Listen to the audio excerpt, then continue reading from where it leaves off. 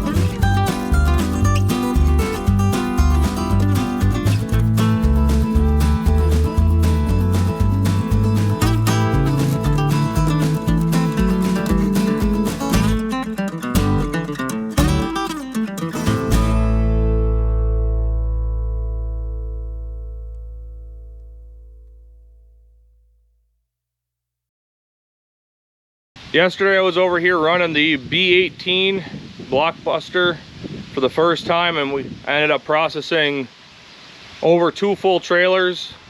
And I got here this morning. Chris got the bin built here before I got here, which worked out good because we just got this set up. Chris ran the 17 RS for one trailer, and then I took over after lunch and filled up the other trailer. So there's probably,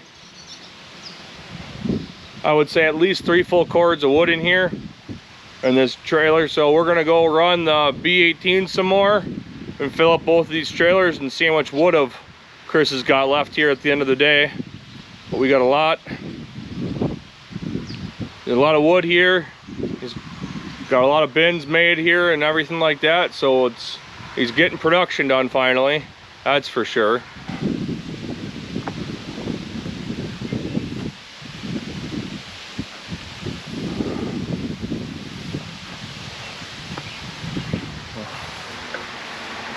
And the first load that we did, we ended up filling up this bin with that load. We ran half the load with the 16-way on the B18, and then we switched over to the 8-way just because it was making so much trash. And there's a lot less trash in these 2 trailer loads than there was in the first one. So there you go. The Wolfe Ridge 17 RS actually being used as a resplitter. Firewood fella, logging off.